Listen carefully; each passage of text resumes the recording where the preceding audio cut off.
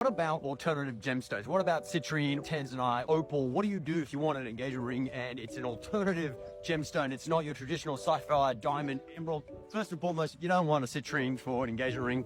You could do tanzanite. Tiffany's used tanzanite. I did a tanzanite for my wife's original engagement ring. Tanzanite is an awesome stone. It is a bit soft. It will chip. You can get it repolished. If you're going to do a tanzanite engagement ring, work with a jeweler who knows what they're doing, because you want to make sure that the setting is going to protect the stone. That's key. Emeralds are much harder than tanzanite.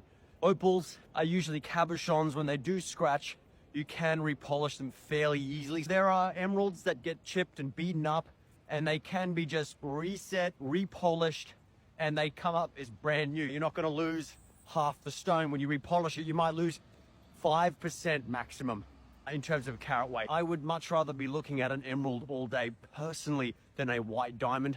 White diamonds are spectacular, but I am just obsessed with the world of gemstones gemology. We're doing a range of opals for engagement rings because black opals are becoming rarer and rarer, and it's the most unbelievable gemstone. What do you do when you put an opal into an engagement ring? Well, it's for certain climates. You can't have an opal engagement ring when you're going from intense cold to intense hot. So to the amazing people in Canada that watch our TikTok show, opal probably not a good bet because you're going from extreme cold to extreme warm as you go inside. New York is fine, warmer climate's fine. Opals just don't like intense thermal shock.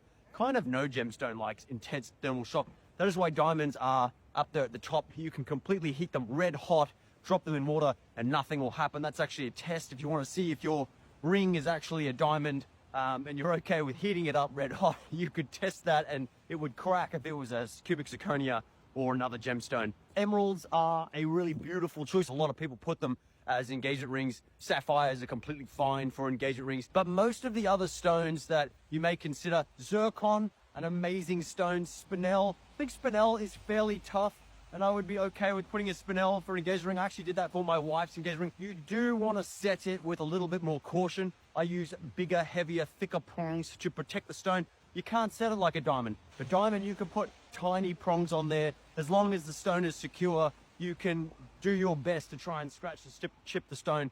Sapphire, I would urge on the side of giving it a little more protection. Emerald, even more protection. And then the softer you go, the more you're leaning towards a bezel set or sinking the stone into the setting so it cannot be touched whatsoever by the outside world. Alexandrite is another absolutely killer engagement ring choice. It's an alternative stone. You don't really want to scratch an alexandrite or any gemstone for that matter, but they are a very durable and robust stone. Not quite like a sapphire, but they are one of the most incredible and rare stones, and they definitely price like a sapphire or a diamond depending on how beautiful the color changes for an alexandrite. It's a great option, highly recommend. And then where are all the ruby engagement rings? I see very few people actually asking for a ruby. Rubies are spectacular. There is a reason why they are one of the most coveted gemstones.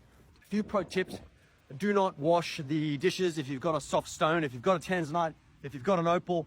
Let's keep it away from ceramics and metals. Just take it off, get one of those necklaces, put it on that, and then that way you don't lose it.